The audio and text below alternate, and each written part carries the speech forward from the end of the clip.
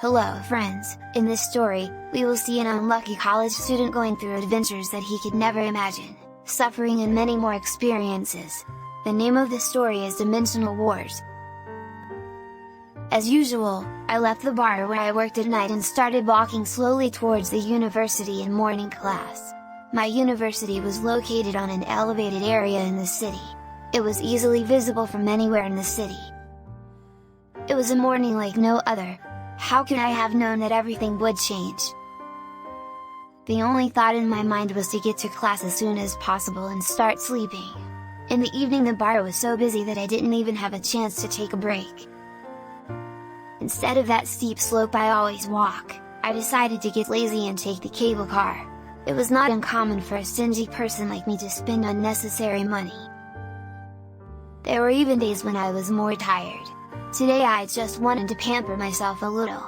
I approached the cable car. The old man at the door was dozing behind the counter. I coughed a couple of times. "Good morning," I said. "Yeah," he replied. "There are still 2 hours before classes start. I guess not many people use the cable car at this hour." With an unhappy expression on his face because I interrupted his morning nap, he wiped the saliva that was running from the corner of his mouth with the inside of his arm and started to stare at me blankly. After looking at each other for the past 5 seconds, I couldn't stand it and "I was going to university, can I buy a ticket?" I said. Again, without speaking, he took out a ticket and put it on the counter. I left the money. After saying "have a good day," I entered the cable car without waiting for an answer. He didn't even answer. While saying "what a strange man," the cable car started to move with a small jolt. The journey took about 10 minutes.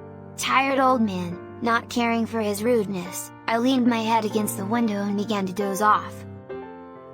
What is the percent chance of a person dying in a cable car? I woke up with the crazy shaking of the cable car and it took me a second or two to realize where I was. While I was trying to understand the situation, the door of the cable car flew out with a loud noise. Why is there no seat belt in this cable car? It's driving me crazy to wait here like this, not knowing what to do. On the other hand, I'm praying like crazy, that the damn cable car will stop swinging, but at that moment, a break from the iron cables that keep the cable car connected to the line and the cable car started to spring even faster. I looked down the window. I was at least 30 meters above the ground. Maybe I should jump? Even if I survive, I'll be crippled. I don't want that either. But if I stay inside, I will die for sure. I was thinking that if I jumped maybe the trees below would slow my pace and if I was very, very lucky I wouldn't get crippled. If I was that lucky, I wouldn't be in this situation. Although this mess in my head may seem like a long time, it actually only took a second or two. I suddenly let go of the railing and let myself go towards the railing on the side where the door flew out. What a stupid move I did!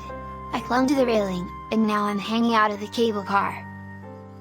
Just as my life was passing in front of me like a film strip, I heard a voice coming right behind me. I could say in this mess.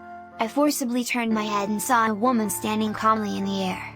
And the woman continued in a calm voice, as if asking something while walking in the park. "If you're dying, do you want to at least die fighting?"